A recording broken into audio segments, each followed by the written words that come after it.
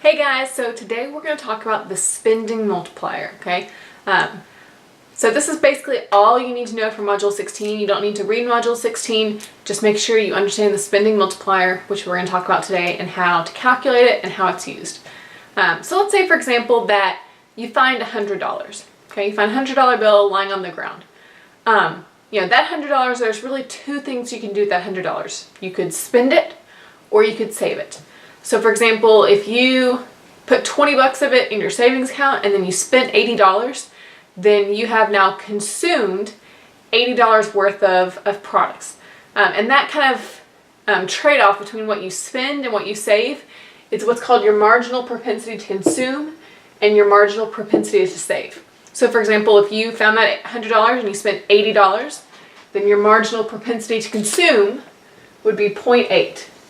Because of the additional income that you earned or that you found, you spent 80% of it, or 0.8 of it.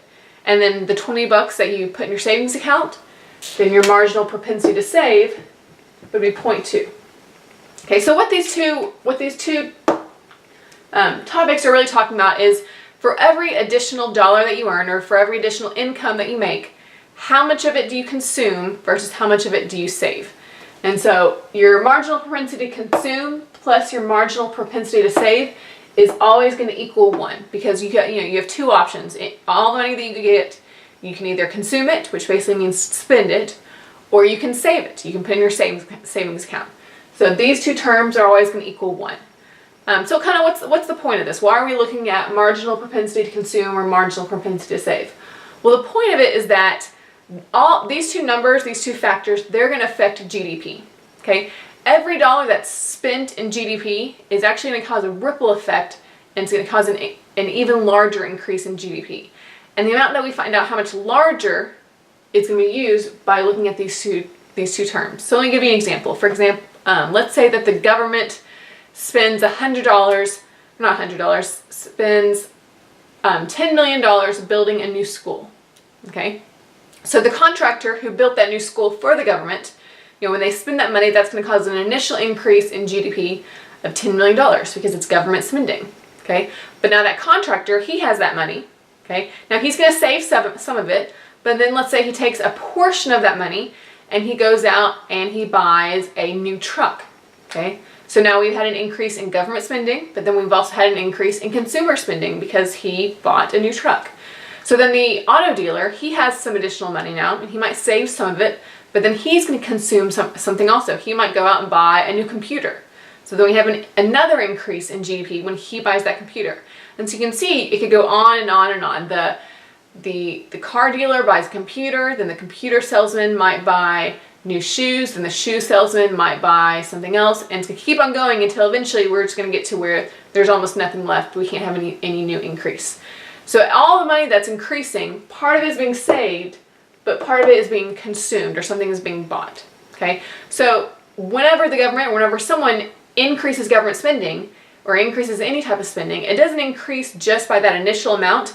It's going to increase by even more because of this spending multiplier, because of the fact that money multiplies, spending multiplies throughout the system. And the way we calculate to see how much it's going to multiply by is what we have what's called the spending multiplier. And what this term basically means is we're going to take this formula, and whatever our spending multiplier is, we're going to take that number and multiply it by how much money was initially spent to see what the total increase in GDP would be. Okay, now our formula for the spending multiplier is 1 divided by MPS. Okay, so let's say our MPS right here was 0.2. So that would be 1 divided by 0.2. Okay, which is the same thing as, 0.2 is 1/5, so 1 divided by 1/5. And remember, whenever you're dividing by fractions, you just take the second number and you flip it, so you multiply by the reciprocal. So our spending multiplier would equal 5. Okay, now that means if we had an increase, if the government spent $2 million, then you take that $2 million and you multiply it by 5. And that tells us that $2 million would cause a total increase in GDP of $10 million, because 2 times 5 is 10. Is 10. Let's say, for example, that you're given the MPC instead. If you were given 0.8, well, if you're given 0.8 and you know that the MPC plus the MPS equals 1, then if MPC is 0.8, that means MPS has to equal 0.2, and then you just put the same numbers back into that formula. Okay, so let's review real quick what we talked about. Marginal propensity to consume, out of every additional dollar that you get or additional income that you get, what percentage of that money would you spend?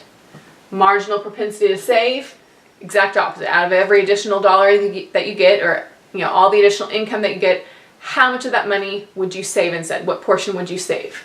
Your MPC plus MPS always has to equal 1, because every dollar that you get, you can either spend or save. Those are your two options.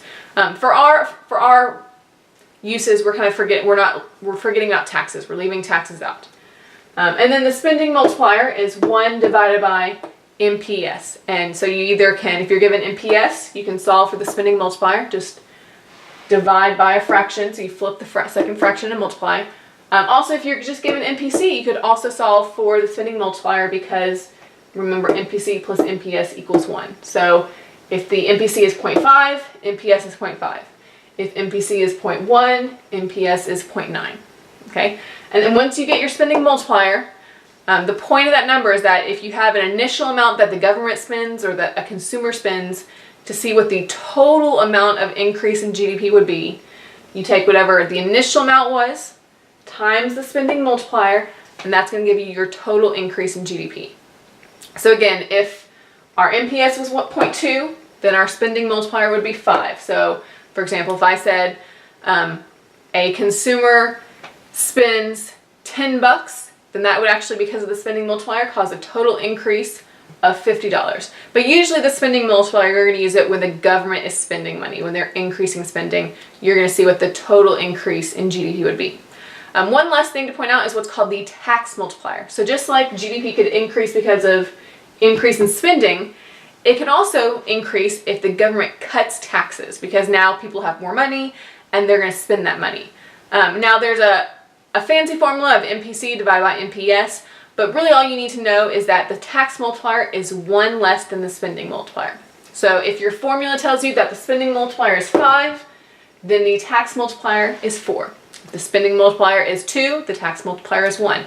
And the reason it's 1 less than the spending multiplier is because remember when we talked about what is GDP, and we said that transfer payments like taxes aren't considered GDP because nothing is produced.